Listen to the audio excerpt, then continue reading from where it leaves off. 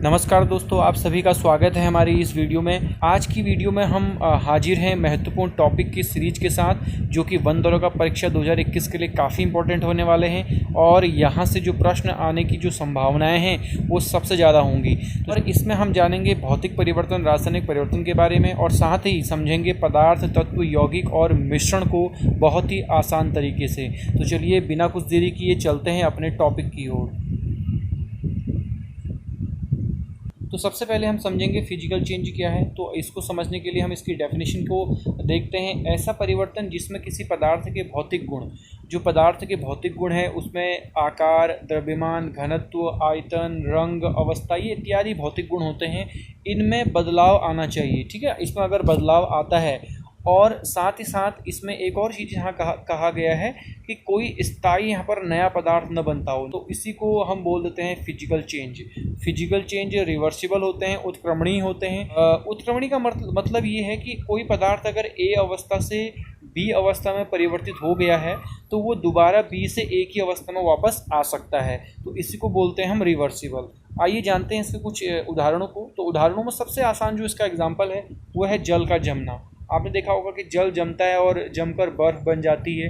और यहाँ पर आपको एक और चीज़ ध्यान रखना है कि ये भी प्रश्न पूछा जाता है कि जल का घनत्व ज़्यादा होता है या बर्फ़ का घनत्व ज़्यादा होता है। तो आप लोगों को ध्यान रखना है कि जल का जो घनत्व है, जो वाटर की डेंसिटी है वो बर्फ़ से ज़्यादा होती है, जबकि जो वॉल्यूम है वो कम होती है। तो यहाँ पर आपको एक और चीज़ ध्यान रखना है, वो ये है कि जब जल जमता है, बर्फ़ बनती है, तो बर्फ़ के बनने पर आयतन जो है वो आयतन में वृद्धि हो जाती है। आपको बिल्कुल याद रख लेना है कि आयतन में क्या होती है, वृद्धि होती है। आप लोगों ने देखा होगा कि फ्रिज में हम जब पानी की बोतल रखते हैं तो बर्फ़ क्या हो जाती है, ऊपर की ओर आ जाती है, वो कभी कभी ढक्कन को तोड़कर बाहर निकल आती है। तो इसलिए बर्फ़ बनने पर ध्यान रखेंगे आयतन में वृद्धि होती है।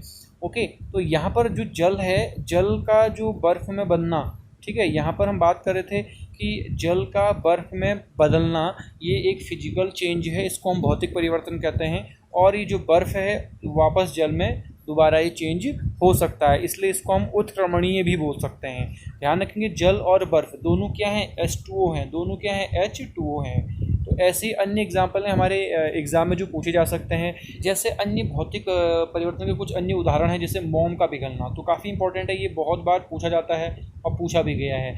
रबर बैंड का खींचना, कागज़ का फाड़ना और काटना, कपड़ा फाड़ना, पंखा का घूमना, जल का जमना, मक्खन का एक बर्तन में पिघलना, इसके अलावा जल का उबलकर वाष्प बनना, जल में साधारण नमक का घुलना, फलों से सलाद बनाना। तो ध्यान रखेंगे जैसे फलों से सलाद बनाना, ये काफ़ी इंपॉर्टेंट है, इसको आपको ध्यान रखना है। ठीक है, तो ये सारे एग्जाम्पल हैं, इनको सबको याद रखना है आपको कि ये आपके फिजिकल चेंज के एग्जाम्पल है। और इसमें अगर सबसे ज़्यादा इंपॉर्टेंट जो है कागज़ का फाड़ना, मोम का पिघलना, जल का जमना और फलों से सलाद बनाना। तो ध्यान रखेंगे फलों से सलाद बनाने का भी जो आपका उदाहरण है वो फिजिकल चेंज में आता है।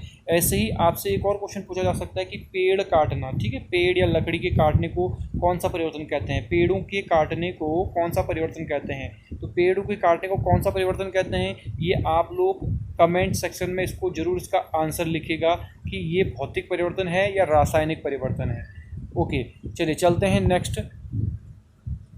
अगला है इसमें केमिकल चेंज। केमिकल चेंज के बारे में पढ़ते हैं। रासायनिक परिवर्तन किसे कहते हैं, कोई नया पदार्थ इसमें जब बनता है, कोई भी ऐसा परिवर्तन जिसमें कोई नया पदार्थ बन रहा है और उसके रासायनिक गुणों में क्या होगा, अंतर आएगा। रासायनिक गुणों में उसका जो है अंतर आता है, जिसमें मेनली कोई ना कोई रिएक्शन यहाँ पर होती है। तो ऐसी अभिक्रिया, मतलब जो केमिकल चेंज है कहने का मतलब है उसमें कोई ना कोई रिएक्शन होगा और उसके रासायनिक गुणों में अंतर आएगा। रासायनिक गुणों में जैसे आपने देखा कि दूध है, दूध की जो रासायनिक जो केमिकल जो प्रॉपर्टीज़ हैं दूध की अलग हैं, और दूध से जैसे कि दही बन रहा है तो दही की जो केमिकल प्रॉपर्टीज़ हैं वो क्या हो जाएंगी, अलग हो जाएंगी। तो इनमें जैसे आप देख सकते हैं कि जो दूध का जो एसिडिटी, जो दूध का जो एसिड लेवल है या दही का जो एसिड लेवल है वो उनमें चेंजेज आ जाएगा आपका। तो बेसिकली दूध का दही बनना एक प्रकार का केमिकल चेंज है। इसके अन्य एग्जाम्पल में अगर आप जाने से पहले देखें कि दूध का दही बनना, ठीक है, दूध से दही बनना क्या है,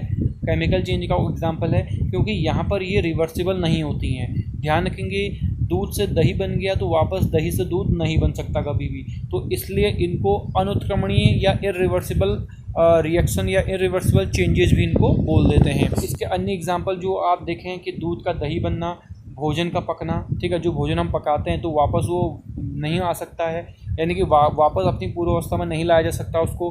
भोजन का पाचन, हम जो भी खाना खाते हैं तो उसमें जो भोजन का जो डाइजेशन होता है बेसिकली, तो वहाँ पर आपने देखा होगा रिएक्शन ही होती है, रिएक्शन का ही परिणाम है। और अलमारी में जंग लगना, तो आपको ध्यान रखना कि जब जंग लगता है तो जंग लगने में क्या होता है, आपको ये क्वेश्चन भी पूछा जाता है। जंग लगने के बाद लोहे का जो वेट है वो बढ़ जाता है, ध्यान रखेंगे। लोहे का जो भार है, कई लोग को कन्फ्यूजन रहता है कि घट जाएगा, लेकिन ये भार जो है बढ़ता है। ध्यान रखेंगे, लोहे में जंग लगने से जो उसका भार है वो बढ़ता है, घटता नहीं है, ठीक है। लकड़ी और कागज़ का जलना, पौधों की वृद्धि, लोहे में जंग लगना, मोमबत्ती का जलना, जल का विद्युत अपघटन, मैग्नीशियम वायर का जलना।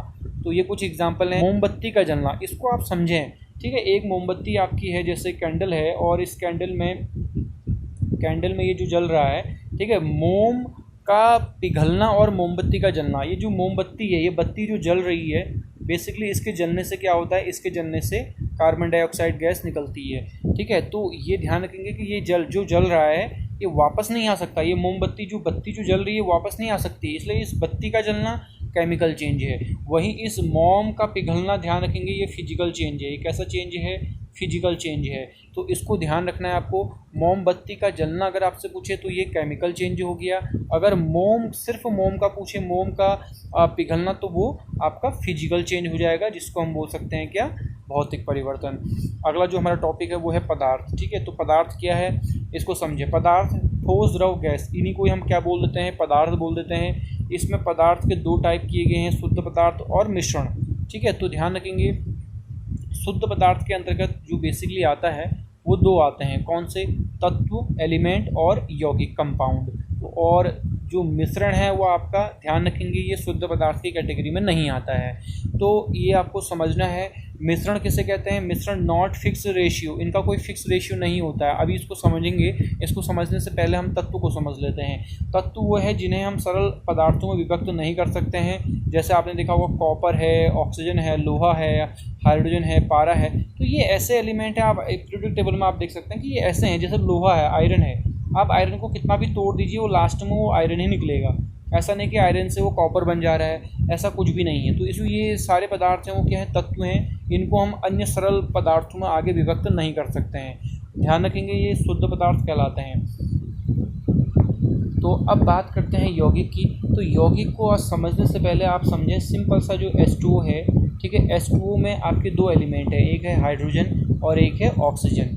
अगर इनका आप भारात्मक अनुपात आप देखेंगे तो हाइड्रोजन का जब अनुपात निकलता है, बेसिकली यहाँ पर चूँकि दो इसके एटम हैं तो 2:1 आप इससे मल्टीप्लाई करेंगे, क्योंकि इसका जो द्रव्यमान होता है या एटॉमिक जो मास है वो 1 होता है।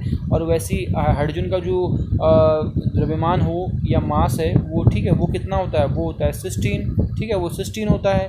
तो ध्यान रखेंगे, जो परमाणु आपका भार है वो हाइड्रोजन का 1 होता है और ऑक्सीजन का 16 होता है। इस तरीके से इन दोनों का अगर आप रेशियो निकालेंगे तो वो रेशियो आएगा कितना, 1:8। तो आपको ध्यान रखना है कि जो H2O है उसमें दो एलिमेंट हैं, हाइड्रोजन और ऑक्सीजन, और इनका जो भारात्मक अनुपात है वो है 1:8। तो इसीलिए ध्यान रखेंगे, इसको हम क्या बोल देते हैं, यौगिक बोल देते हैं। यानी कि इनका अपना एक फिक्स्ड रेशियो होगा, ये आपको समझना है। और यानी कि तत्वों से मिलकर यौगिक बनते हैं और इनका फिक्स्ड रेशियो होगा।